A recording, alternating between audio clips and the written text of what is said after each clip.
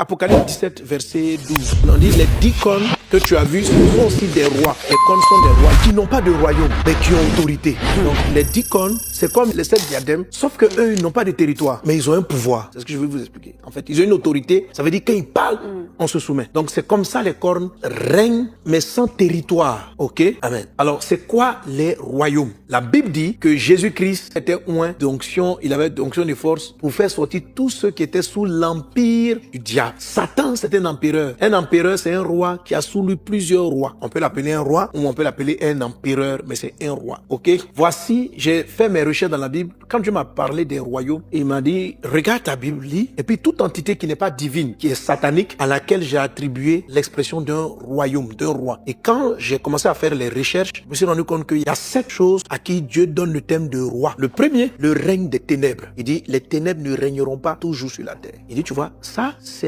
un règne, c'est un des diadèmes. Ça veut dire que Satan est roi sur les ténèbres. Le mot ténèbres signifie ignorance. Ténèbres, ça veut dire absence de lumière, absence d'éclairage. Ça veut dire que quand on ne sait pas, là, tu peux être quelqu'un de juste, tu peux être quelqu'un de bien, mais parce que tu es ignorant, Satan règne.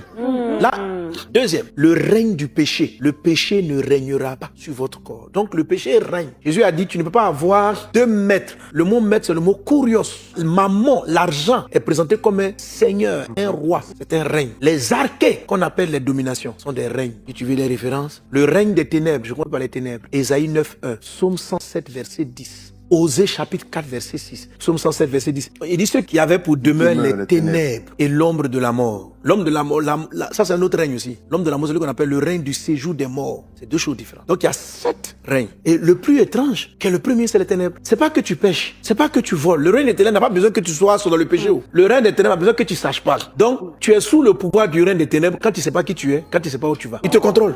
Osée chapitre 4 verset 6, mon peuple périt parce qu'il lui manque la connaissance. Donc ne pas savoir quel est le chemin que Dieu a pris pour toi là, ça te met sous le pouvoir de Satan. Ce qu'il fait qui t'attrape là, c'est l'ignorance. C'est-à-dire que tu sais pas qui tu es, tu sais pas que Dieu t'a appelé, tu sais pas. Il dit que ceux qui demeuraient dans le pays des ténèbres, Psaume 107, il dit ils sont dans la misère. Étaient prisonniers de la misère et des chaînes. Et des chaînes. Frère, pourquoi j'ai fait cette analogie là? Parce que je suis en train d'arriver sur les cornes. Pour t'expliquer qu'en fait, les cornes même aussi là, ce sont des rois. Mais des rois qui n'ont pas un royaume mais qui ont un pouvoir. Ça te permet de comprendre c'est qui les 7 là. Parce que quand tu as fini avec les 10 liens, les 10 cornes, c'est beaucoup plus facile de traiter avec. Si Israël avait franchement compris ce que Dieu était en train de faire, il serait rentré dans la terre promise facilement. Mais comme il n'était pas délivré de l'entité argent que Dieu va frapper dans une des plaies en tuant les bœufs, regardez comment ils n'ont pas été délivrés. La Bible dit, vous connaîtrez la vérité vous affranchira. Au lieu de comprendre, ils n'ont pas compris. Ils arrivent, ils fabriquent eux-mêmes encore un veau en or.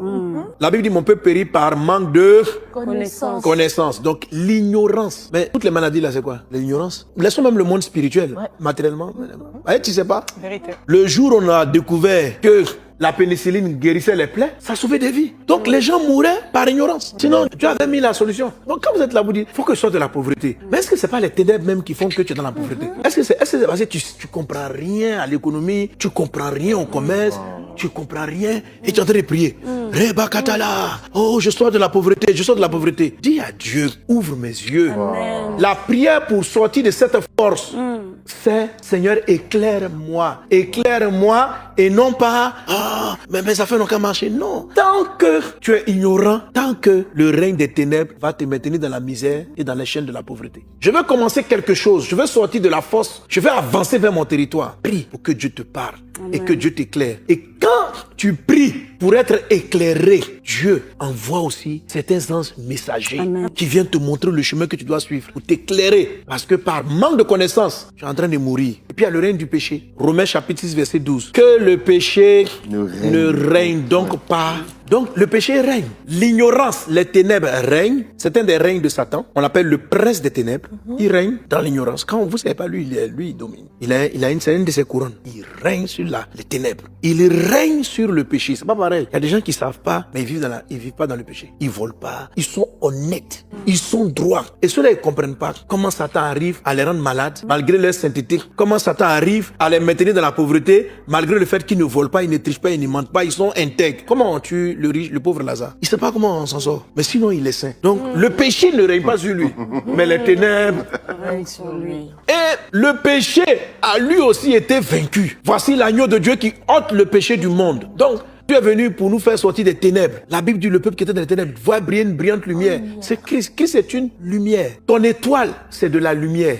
L'étoile, c'est de la lumière. C'est-à-dire que tu ne peux pas être une étoile qui brille si tu es sous les ténèbres. Le premier règne que j'étais, c'est lui le premier de tout. C'est la force de l'ignorance. Ce règne-là, en termes de force, est plus dangereux, est plus puissant que le règne du péché. Le règne du péché, le péché amène directement en enfer. Les ténèbres n'amènent pas en enfer. Mais les ténèbres t'empêchent de voir le chemin pour briller. Les ténèbres vont t'empêcher de briller. Mais ils ne vont pas t'amener en enfer. Parce que Christ est entré dans ta vie, tu vas aller au ciel. Mais le péché, par contre, si tu es vu, on t'a vu dans l'impudicité, dans le mensonge, dans l'adultère, tu ne seras pas sauvé. Tu ne vas pas aller au paradis. Il n'y a pas de péché au ciel. Le ciel même est brillant. Donc si tu as cru, tu es délivré du péché, tu vas au paradis. Satan va te maintenir dans la pauvreté. C'est pourquoi il y a beaucoup de chrétiens qui vivent la sainteté mais qui sont toujours dans la pauvreté, dans la maladie. C'est à cause des ténèbres. C'est un autre règne.